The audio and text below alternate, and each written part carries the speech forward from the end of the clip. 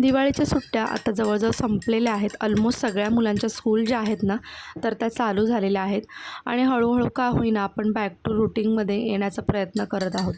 तर माझंसुद्धा असंच झालं. दिवाळीची सुट्टी संपली, त्यानंतर मग आम्ही तुळजापूर, अक्कलकोट या ठिकाणी फिरायला गेलो. त्यानंतर घरी आल्यानंतर पुन्हा सगळ्या गोष्टींच्या आवराआवर आणि मग लगेचच प्रज्ञाचं स्कूलसुद्धा चालू झालं आणि त्यामुळे ना मग हळूहळू आपल्याला आता नॉर्मल रुटीन स्टार्ट करणं गरजेचं आहे.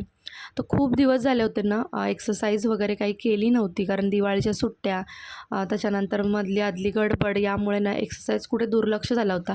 खूप जास्त एक्सरसाइज मी करत नाही, पण 10 ते 15 मिनटं का होईना स्वतःसाठी सकाळी मॉर्निंगला मी देत असते. अगदीच काही नाही जमलं ना, तर अगदी सूर्यनमस्कारसुद्धा मी करत असते. पण काही ना काही थोडंसं करायचं, बॉडीला आपल्या तितकं छान वाटतं आणि आपण सुद्धा ना हळूहळू का होईना पण ना ॲक्टिव्ह राहतो. तर इथे बघा माझं छोटंसं असं एक्सरसाइज चालू आहे आणि त्यानंतर म्हटलं चला आता खूप दिवस झाले होते, आपण काहीतरी छान असं ना नाश्ता वगैरे करूया हेल्दी.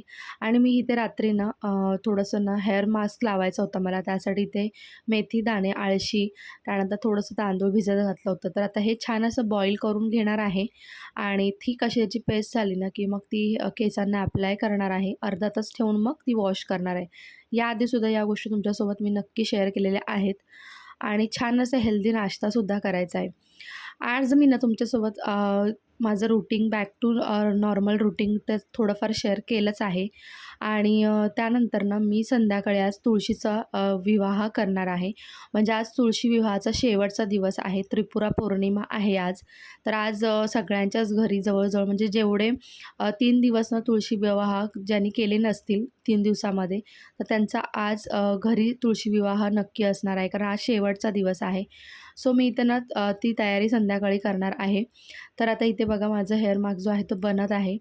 छान लावल्यानंतर हेअर वॉश केला आणि छान असा नाश्ता जो हेल्दी नाश्ता आहे, तर तो मी करायला घेतलेला. खूप दिवसानंतर डोसे बनवले होते आणि चटणी. फेवरेट नाश्ता आहे माझा. त्यानंतर मग मी लागली स्वयंपाकाला, कारण स्वयंपाक करणं महत्त्वाचं होतं. बाकीच्या गोष्टी, कामं प्रिपरेशन करण्यासाठी ना पूर्ण आधी स्वयंपाक करून घेणं गरजेचं होतं. तर मग मी सगळा स्वयंपाक करून घेतला.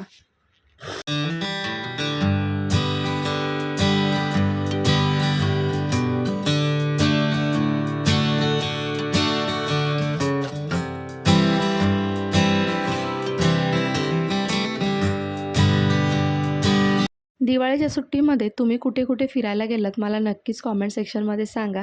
मी कुठे गेलेली आहे तुम्हाला तर नक्कीच माहिती आहे. पण तुम्ही कुठे गेलेत मला हे सांगायला विसरू नका. तर आता संध्याकाळी जवळजवळ 4 वाजलेले आहेत आणि आज आमच्याकडे ना तुळशी विवाह आहे. तर म्हटलं चला आता तयारीला लागूया, कारण संध्याकाळी मग तुळशी विवाह लावण्यासाठी सगळी आधी तयारी करावी लागेल, पूर्वतयारी. तर मी आणि माझी जाव आम्ही दोघीजणी ज्या आहोत ती पूर्ण तयारी करणार आहोत आणि तुळजापूरवरून आल्यानंतर मग बऱ्याचशा गोष्टी होत्या घरातल्या आवरायच्या, कारण दिवाळी झाल्यानंतर लगेचच आमचं जाणं झालं होतं. सो बऱ्याचशा गोष्टी होत्या, अजूनही बऱ्याचशा गोष्टी आवरायच्या आहेत. अजूनही प्रॉपर बॅक टू नॉर्मलमध्ये नाही आहोत आम्ही, तरीसुद्धा बऱ्याचशा गोष्टी तुमच्यासोबत नक्की शेअर करणार आहे. तर आता सगळं आवरून घेते पटापट आणि ज्या काही गोष्टी असतील विवाहासाठी आम्ही काय काय तयारी करतो, कशी करतो, तर सगळ्याच गोष्टी ना तुमच्यासोबत शेअर करेन. आणि यावर्षी थोडंसं ना चेंजेस असणार आहे, कारण यावर्षी आम्ही आमच्या घरी नाही आहे. सो त्यामुळे ना थोडासा ना डिफरन्स असू शकतो. बघू आता कसं जमतंय तसं. आणि ते लोलं बघा. बाबू आज आपल्याकडे काय आहे? काय आहे बाबू? लग्न आहे ना तुळशीचं, तयारी करायची ना आपण छान छान अशी.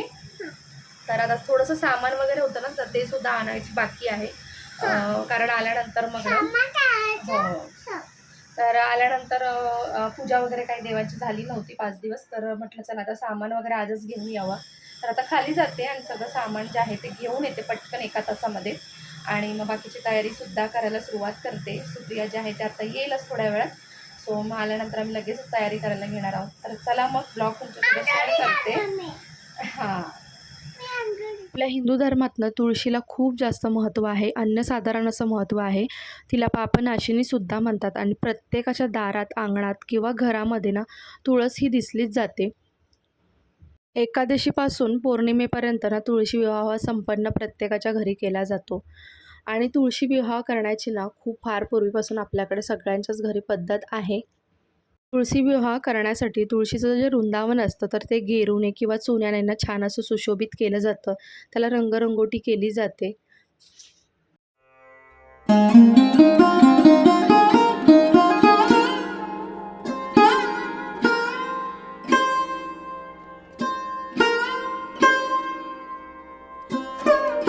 तयारी जी आहे ती झालेली आहे लग्नाची. तर आता तुळशीचं लग्न लावून घेणार आहोत आम्ही. आणि कशी कशी तयारी केली आहे सगळ्या गोष्टी दाखवते. थोडीशी गडबड झाली आहे तर दाखवते चला. तुम्ही बघू शकता आपलं तुळशी वृंदावन जे आहे ते छान असं नटवलेलं अगदी नवरीला नटवतात ना तशा प्रकारेच नटवलेलं आहे. तुम्ही ते बघू शकता. आणि इथे ना तुळशी मातेला मी हळदी कुंकू वगैरे लावून घेते. तिची ओटी भरत आहे. अगदी ना सासरी जाणाऱ्या मुलीची ओटी जशी भरली जाते किंवा तिचा जसा साज शृंगार केला जातो, सगळ्या पद्धती केल्या तशाच प्रकारे केलेल्या आहे. इथे आम्ही कळस बनवलेला आहे. त्यानंतर ना तिची ओटी भरलेली आहे आणि तिच्यासाठी फराळ ठेवलेला आहे. त्याचबरोबर तिला आवडणाऱ्या गोष्टी म्हणजे चिंचा, आवळे, बोरे या सगळ्या गोष्टीसुद्धा ठेवलेल्या आहे. त्यानंतर इथे मी आरतीसुद्धा करून घेतलेली आहे आणि आता थोड्या वेळाने मग ना आम्ही तुळशी विवाह जो आहे तो स्टार्ट करणार आहोत. तर मी आणि सुप्रिया दोघींनीसुद्धा आम्ही छान असं हळदी-कुंकू लावून घेतलं.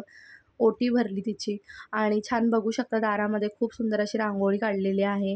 दिवे लावलेले आहेत आणि या दिवशी ना आपण घरसुद्धा उजळवून काढतो आणि खूप छान वातावरण असतं तयार होतं. जसं एखाद्याच्या घरी ना लग्न वगैरे असतं, लग्न समारंभ तर तशा प्रकारचंच वातावरण असतं. आणि तुळशी विवाह करण्याच्या मागे ना खूप कारणंसुद्धा आहेत. आणि त्याचं सगळ्यात महत्त्वाचं कारण म्हणजे तुळशी विवाह तुम्ही जेव्हा करता ना, तुम्हाला कन्यादानाचं पुण्य मिळतं. आणि तुम्हाला सगळ्यांनाच माहिती आहे, की आपल्या हिंदू धर्मात ना कन्यादानाचं पुण्य किती महत्त्वाचं आहे, किती मोठं आहे. ते तुळशी विवाहाला आणण्यासाठी ना थोडासा वेळ होता. मग आम्ही इकडेच बसून गप्पा-गोष्टी करत होतो. टाईमपास चालला होता आमचा, की थोड्या वेळाने आता मग तुळशी विवाह लावायचा होता. आणि इथे चाललं होतं, की नवरा मुलगा म्हणून कोण उभं राहणार? तसं तर तुळशी विवाह जो आहे, तो शालिग्राम किंवा मग विष्णूंचा अवतार असलेले बाळकृष्ण यांच्याशी लावला जातो. पण फार पूर्वी तुम्हाला माहिती असेल, की लहानपणापासून आपण पाहत आलेलो आहोत. आपण लहानपणापासून ना बघत आलेलो आहोत, की तुळशी मातेसमोर असा अंतरपाट धरला जातो आणि त्याच्या बाजूला ना एखादा लहान मुलगा, छोटा मुलगा जो असतो, तर तो नवरा मुलगा म्हणून उभा केला जातो. तर यामागचं नक्की कारण काय आहे किंवा काय गोष्टी आहेत त्या मलासुद्धा इतक्या माहिती नाहीत. पण लहानपणापासून आम्ही हेच बघत आलेलो आहोत. तर इथे लोलूला ना नवरा मुलगा म्हणून उभं केलं होतं. तसं त्या बाळकृष्णांची मांडणी मी बाजूला पाटावरती केली होती आणि गणपती बाप्पासुद्धा मांडले होते.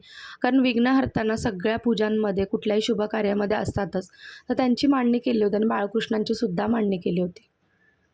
आजकाल मुलं ना असं नवरा मुलगा म्हणून होण्यासाठी तयार होत नाहीत, कारण त्यांना बाकीची मुलं चिडवत असतात, त्यामुळे या गोष्टी करत नाहीत. पण नक्कीच यामागे ना काहीतरी चांगलं कारण असणारच त्या गोष्टींचं. तर इथे लोलो काही उभा राहत नव्हता. मग त्याच्या पप्पाने त्याला उभं केलं होतं पकडून आणि त्याचं चाललं होतं, की हे काय चाललंय वगैरे.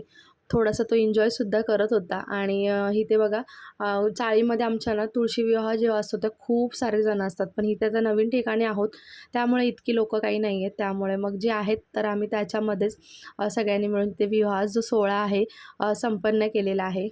शुभमंगल सावधान, शुभमंगल सावधान. तर इथे ना मला ॲक्च्युली मंगलाष्टके लावायची होती. पण कसं असतं ना आपल्याला चॅनलवरती ना कॉपीराईट येतो जेव्हा आपण लावतो तेव्हा. तर त्यामुळे इथे आम्ही स्पीकरला लावलं होतं, पण मी इथे म्यूट करून ठेवलं.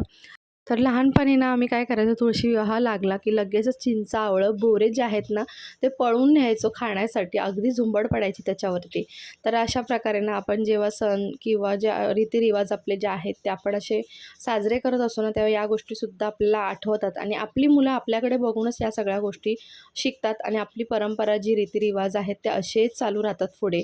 त्यामुळे ना या गोष्टी तुम्ही आवर्जून करत राहा. माझं फक्त इतकंच यामधून दाखवण्याचा प्रयत्न होता, की जरी आपण कितीही मॉडर्न असलो, कितीही मॉडर्न पद्धतीने राहत असलो किंवा शहरात मोठ्या राहत असलो, तरी या गोष्टी नक्की जपा. आय होप तुम्हाला आजचा व्लॉग आवडला असेल. आजचा व्लॉग तुम्हाला कसा वाटला मला कॉमेंट सेक्शनमध्ये सांगायला अजिबात विसरू नका. आणि तुम्हीसुद्धा तुळशी विवाह करून कन्यादानाचं पुण्य नक्की कमावू शकता. चला मग आजचा व्लॉग मी इथेच एंड करते. पुन्हा एक छानशा व्लॉगसहित तुमच्यासमोर हजर राहते. तोपर्यंत स्वतःची काळजी घ्या आणि चॅनलला सबस्क्राईब करायला विसरू नका. व्हिडिओला लाईक करा आणि शेअरसुद्धा करा.